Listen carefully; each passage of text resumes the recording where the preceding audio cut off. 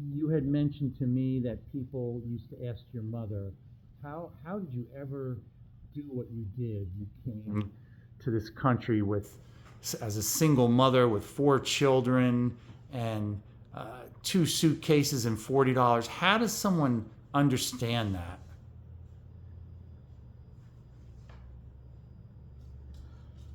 Honestly, I couldn't understand it when I was young because she would reply with God's help.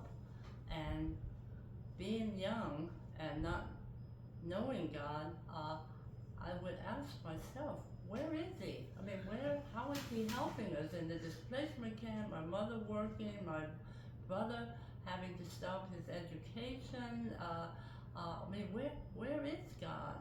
But I now understand, and it was by her example, and I believe in the way her passing, her faith, and her belief and trust in God that has is a major part of me and my life right now. And was there a time in your life where you felt like you got your faith? Like when did that happen for you? Because you said you didn't go to church much at all in your life when you were a child, and uh, then you came to this country and you were sponsored by Methodists. But was there a time when you found this faith, and how did that happen? Um, would you repeat that? Well, how did you find your faith? Because you said a minute ago, where was God? How did you find out where God was? It may not be an easy question, so, but was there like something that happened, or was there a time in your life where something changed?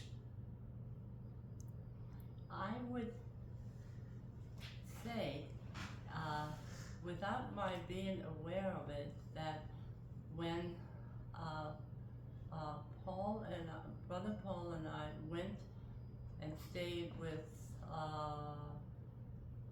Omi and my uncle and aunt in Nesmazil, where they were tenant farmers, and my Chris and Bill were with an aunt and uncle while my mother was going around to different embassies to get us out of Europe because she had said this is no place to bring up children.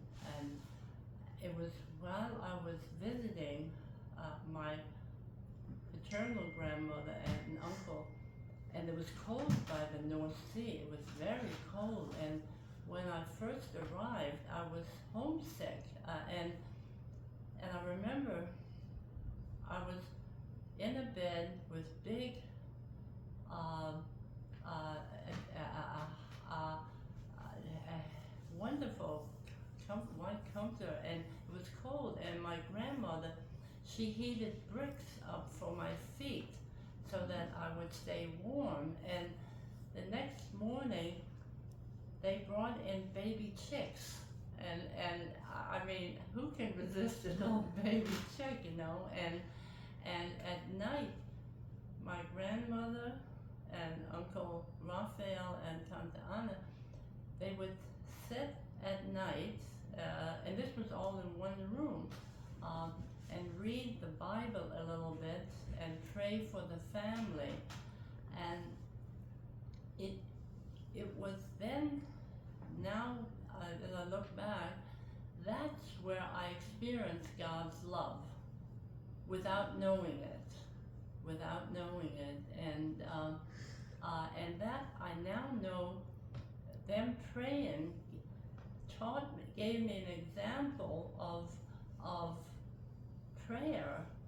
Even it was very difficult for me because, like anything new, it's hard. But then from there on, step by step, as I then met Connie and Betty Ann, who were Catholic, and your father, grandfather, and started to be around them. Oh, I must say too, my friend Nora Dwyer, who